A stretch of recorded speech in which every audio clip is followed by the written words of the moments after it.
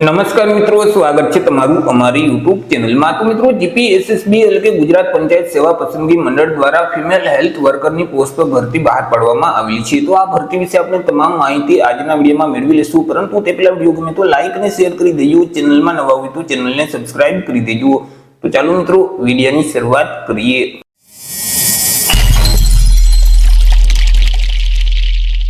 તો મિત્રો, આજે ભરતીનું નોટિફિકેશન છે તે જીપીએસએસબી એટલે કે ગુજરાત પંચાયત સેવા પસંદગી મંડળ દ્વારા જાહેર કરવામાં આવ્યું છે। જીપીએસએસબી દ્વારા જે પંચાયત સેવાની ફિમેલ હેલ્થ વર્કર વર્ગ 3 ની જે જગ્યાઓ ખાલી છે, કુલ 324 જેટલી જગ્યાઓ છે।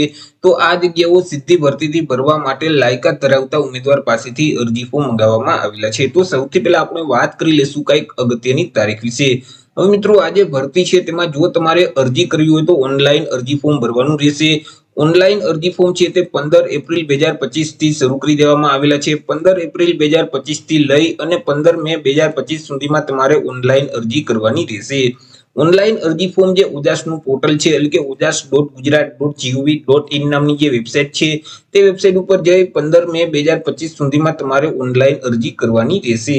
વાત કરી લઈએ મિત્રો, કયા જિલ્લામાં કુલ કેટલી જગ્યા છે, તો કે અમદાવાદ જિલ્લો છે તેમાં 6 જગ્યા છે, અમરેલીમાં 5 જગ્યા છે, આણંદમાં 13 જગ્યા છે, અરવલ્લીમાં 9 જગ્યા છે, બનાસકાંઠામાં 19 જેટલી જગ્યા છે, ભરૂચમાં 10 જગ્યા છે, ભાવનગરમાં 11 જગ્યા છે, જ્યારે બોટાદમાં 1 જ જગ્યા છે, છોટાઉદેપુરમાં 10 જગ્યા છે, દાહોદમાં 21 જગ્યા છે, દેવભૂમિ દ્વારકામાં 6 જગ્યા છે, ડાંગ જિલ્લામાં 2 જગ્યા છે, ગાંધીનગર અને ગીર સોમનાથ છે તો ગાંધીનગરમાં 8 જગ્યા, જ્યારે ગીર સોમનાથમાં 6 જગ્યા છે, જામનગર અને જુનાગઢ આ બંને જિલ્લામાં 7 જેટલી જગ્યાઓ છે।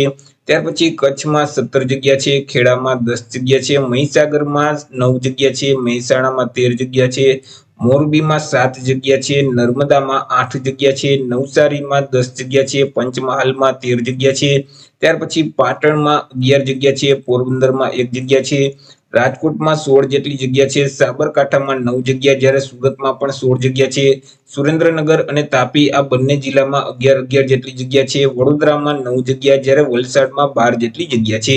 તો આવી રીતે અલગ અલગ જિલ્લામાં થઈ કુલ 324 જેટલી જગ્યા પર આ ફિમેલ હેલ્થ વર્કરની પોસ્ટ પર ભરતી જાહેર કરવામાં આવેલી છે। વાત કરી લઈએ એજ લિમિટ એટલે કે વયમર્યાદા વિશે। અરજી ફોર્મ ભરવા માટે ઉમેદવારની ઉંમર કેટલી હોવી જોઈએ, તો કે અહીં અરજી ફોર્મ ભરવાની જે છેલ્લી તારીખ છે 15/5/2025 તે તારીખને ધ્યાનમાં રાખી ઉમેદવારે પોતાની ઉંમરની ગણતરી કરવાની રહેશે। 15/5/2025 ના રોજ ઉમેદવારની ઉંમર છે તે ઓછામાં ઓછી 18 વર્ષ અને વધુમાં વધુ 40 વર્ષની હોવી જોઈએ। પરંતુ આ જે ભરતી છે તે માત્ર દિવ્યાંગ ઉમેદવાર માટે છે, જેથી કરી તમામ ઉમેદવારની ઉંમરમાં 10 વર્ષની છૂટછાટ આપવામાં આવશે। પરંતુ અહીં ઉમેદવારની ઉંમર છે તે વધુમાં વધુ 45 વર્ષ સુધી હોવી જોઈએ। જો 45 વર્ષ કરતા ઉમેદવારની ઉંમર વધી જતી હશે તો તેવા સંજોગોમાં ઉંમરમાં છૂટછાટ મળવા પાત્ર થતી નથી। વાત કરી લઈએ એજ્યુકેશન ક્વોલિફિકેશન એટલે કે શૈક્ષણિક લાયકાત વિશે। અરજી ફોર્મ ભરવા માટે ઉમેદવારની શૈક્ષણિક લાયકાત કેટલી હોવી જોઈએ, તો કે ઉમેદવારોએ કોઈ પણ સરકાર માન્ય બોર્ડમાંથી ધોરણ 12 ની પરીક્ષા છે તે પાસ કરેલું હોવું જોઈએ। સાથે સાથે ઉમેદવારોએ ફિમેલ હેલ્થ વર્કરનો કોર્સ છે અથવા તો ઓક્ઝિલરી નર્સ મિડવાઇફરીનો કોર્સ છે તે પાસ કરેલ હોવો જોઈએ। તે સિવાય તો કે નર્સિંગ કાઉન્સિલમાં ઉમેદવારોએ પોતાનું રજીસ્ટ્રેશન છે તે ફરજિયાત કરેલ હોવું જોઈએ। ઉમેદવાર પાસે બેઝિક કોમ્પ્યુટરનું નોલેજ હોવું જોઈએ। ઉમેદવાર છે તે ગુજરાતી ભાષાના જાણકાર અથવા તો હિન્દી ભાષાના જાણકાર અથવા તો બંને ભાષાના જાણકાર હોવા જોઈએ। ચર્ચા કરી લઈએ કોમ્પ્યુટરના સર્ટિફિકેટ વિશે કે કોમ્પ્યુટરનું કયું સર્ટિફિકેટ માન્ય ગણવામાં આવશે, તો કે ઉમેદવારોએ કોઈ પણ સરકાર માન્ય સંસ્થામાંથી બેઝિક કોમ્પ્યુટરનો કોર્સ પાસ કરેલો હોય અને તેનું ઉમેદવાર પાસે સર્ટિફિકેટ હશે તો પણ તે માન્ય ગણવામાં આવશે। અથવા તો ઉમેદવારોએ સરકાર માન્ય યુનિવર્સિટી છે અથવા તો કોઈ પણ સંસ્થામાંથી કોમ્પ્યુટર જ્ઞાન સંબંધિત કોઈ પણ ડિપ્લોમા કે ડિગ્રીનો સર્ટિફિકેટ કોર્સ પાસ કરેલ હશે અને તેનું પ્રમાણપત્ર ઉમેદવાર પાસે હશે તો પણ તે માન્ય ગણવામાં આવશે। અથવા તો ઉમેદવારોએ કોઈ પણ ડિગ્રી અથવા તો ડિપ્લોમાનો જે અભ્યાસક્રમ કરેલ છે અને તેમાં એક વિષય કોમ્પ્યુટર વિષય સાથે તે ડિગ્રી પાસ કરેલ છે અને તેનું પ્રમાણપત્ર ઉમેદવાર પાસે હશે તો પણ તે માન્ય ગણવામાં આવશે। અથવા તો ઉમેદવારોએ ધોરણ 10 ની પરીક્ષા છે અથવા તો ધોરણ 12 ની જે પરીક્ષા છે તે પરીક્ષા કોમ્પ્યુટર વિષય સાથે પાસ કરેલ હશે અને તેનું પ્રમાણપત્ર ઉમેદવાર પાસે હશે તો પણ તે માન્ય ગણવામાં આવશે। વાત કરી લઈએ પગાર ધોરણ વિશે કે ઉમેદવારને કેટલો પગાર આપવામાં આવશે, તો ઉમેદવારોને પ્રથમ 5 વર્ષ સુધી તો ફિક્સ પગાર મળવા પાત્ર થશે। દર મહિને રૂપિયા 26,000 ફિક્સ પગાર આપવામાં આવશે। 5 વર્ષ પૂરા થઈ જશે એટલે સરકારશ્રીનું જે પગાર ધોરણના ધારાધોરણો છે તે મુજબ ઉમેદવારને પગાર મળવા પાત્ર થશે. વાત કરી લઈએ અરજી ફી એટલે કે પરીક્ષા ફી વિશે કે કયા ઉમેદવારોએ કેટલી પરીક્ષા ફી ભરવાની રહેશે. તો કે મિત્રો આ જે ભરતી છે તે માત્ર દિવ્યાંગ ઉમેદવારો માટે જ છે, જેથી કરી જે ગુજરાત પંચાયત સેવા પસંદગી મંડળના ભરતીના જે નિયમો છે અને તેમની જે જોગવાઈ છે તે જોગવાઈ મુજબ દિવ્યાંગ ઉમેદવારોએ અરજી ફી એટલે કે પરીક્ષા ફી છે તે ભરવાની રહેતી નથી. વાત કરી લઈએ સિલેક્શન પ્રોસેસ વિશે. તો ઉમેદવારનું જે સિલેક્શન છે તે એક સ્પર્ધાત્મક લેખિત પરીક્ષાના આધારે કરવામાં આવશે. આ જે પરીક્ષા છે તે હેતુલક્ષી પ્રકારની રહેશે એટલે કે તેમાં MCQ પ્રકારના પ્રશ્ન પૂછવામાં આવશે. કુલ 100 MCQ પ્રકારના પ્રશ્ન પૂછવામાં આવશે. એક પ્રશ્નનો 1 માર્ક એટલે 100 માર્કનું પેપર રહેશે અને પેપર લખવા માટે તમને 60 મિનિટ એટલે કે 1 કલાકનો સમયગાળો આપવામાં આવશે. તમને જે ક્વેશ્ચન પેપર આપવામાં આવશે તેમાં જીકે સંબંધિત કુલ 20 પ્રશ્ન પૂછવામાં આવશે કે જેમના 20 માર્ક રહેશે. ગુજરાતી ભાષા અને વ્યાકરણ સંબંધિત 15 પ્રશ્ન પૂછવામાં આવશે કે તેમના પણ 15 માર્ક રહેશે. ઇંગ્લિશ ગ્રામર અને ભાષા સંબંધિત 15 પ્રશ્ન પૂછવામાં આવશે અને તે ઇંગ્લિશમાં જ પૂછવામાં આવશે, તેમના પણ 15 માર્ક રહેશે.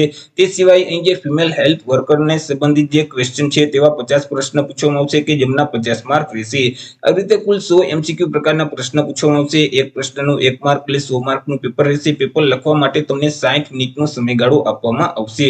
હવે તમને જે 20 પ્રશ્ન જીકેના પૂછવામાં આવશે તે કયા કયા ટોપિકમાંથી પૂછવામાં આવશે તેના વિશે વાત કરીએ તો જનરલ મેન્ટલ એબિલિટી અને જનરલ ઇન્ટેલિજન્સ એટલે કે રીડિંગ પ્રકારના જે દાખલાઓ છે, ત્યાર પછી ગુજરાત અને ભારતના ઇતિહાસ સંબંધિત પ્રશ્ન છે, ગુજરાત અને ભારતના કલ્ચર સંબંધિત પ્રશ્ન છે, ગુજરાત અને ભારતની ભૂગોળ સંબંધિત પ્રશ્ન પૂછવામાં આવશે, રમતગમત સંબંધિત પ્રશ્ન છે, ભારતનું રાજકારણ અને ભારતના બંધારણમાંથી પ્રશ્ન પૂછવામાં આવશે, પંચાયતી રાજને લગતા પ્રશ્ન છે, ગુજરાત સરકાર અને ભારત સરકારની જે વિવિધ સહાયકારી યોજના છે તેને લગતા પ્રશ્ન પૂછવામાં આવશે, ભારતીય અર્થતંત્ર સંબંધિત પ્રશ્ન પૂછવામાં આવશે, સામાન્ય વિજ્ઞાન છે, પર્યાવરણ છે, ઇન્ફોર્મેશન અને કોમ્યુનિકેશન ટેકનોલોજી સંબંધિત પ્રશ્ન પૂછવામાં આવશે.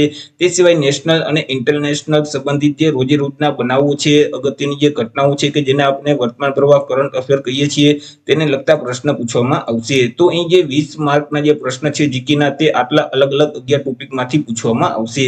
હવે મિત્રો આ જે પરીક્ષા છે તે OMR પદ્ધતિથી લેવામાં આવશે અને આ જે પરીક્ષા છે તેમાં માઇનસ પદ્ધતિ પણ લાગુ પડશે. જો તમે પ્રશ્નનો જવાબ ખોટો ટીક કરશો અથવા તો ખાલી છોડી દેશો અથવા તો એક કરતા વધારે વિકલ્પને ટીક કરી દેશો અથવા તો વિકલ્પ ટીક કરવા ટાણે કોઈ પણ પ્રકારની છેકછાક કરશો તો તેવા સંજોગોમાં તમે જે જવાબ સાચો આપેલ છે અને તમને 1 માર્ક મળેલ છે તેમાંથી 0.25 માર્ક માઇનસ કરી દેવામાં આવશે. મિત્રો અહીં 100 પ્રશ્નના જવાબ ટીક કરવા ફરજિયાત રહેશે. જો તમે પ્રશ્નનો જવાબ આપવા ન માંગતા હોય તો તેવા સંજોગોમાં OMR શીટમાં ઈ વિકલ્પ તમને એક્સ્ટ્રા આપેલ હશે ત્યારે તમારે તે ઈ વિકલ્પને ટીક કરી દેવાનું રહેશે. જો ઈ વિકલ્પને ટીક કરશો તો માઇનસ પદ્ધતિ લાગુ નહીં પડે, પરંતુ ખાલી છોડી દેશો તો તેવા સંજોગોમાં 0.25 માર્ક માઇનસ કરી દેવામાં આવશે. તો આ રીતે મિત્રો ગુજરાત પંચાયત સેવા પસંદગી મંડળ દ્વારા દિવ્યાંગ મહિલાઓ માટે ફિમેલ હેલ્થ વર્કરની પોસ્ટ પર ભરતી બહાર પાડવામાં આવેલી છે. તો આશા રાખું છું વિડીયો પસંદ પડ્યો હશે. વિડીયો પસંદ પડ્યો તો લાઈક અને શેર કરી દેજો. ચેનલમાં નવા હોય તો ચેનલને સબસ્ક્રાઇબ કરી દેજો. ફરી મળીશું એક નવા ટોપિક સાથે એક નવા જ વિડીયોમાં. ત્યાં સુધી જય હિન્દ, વંદે માતરમ.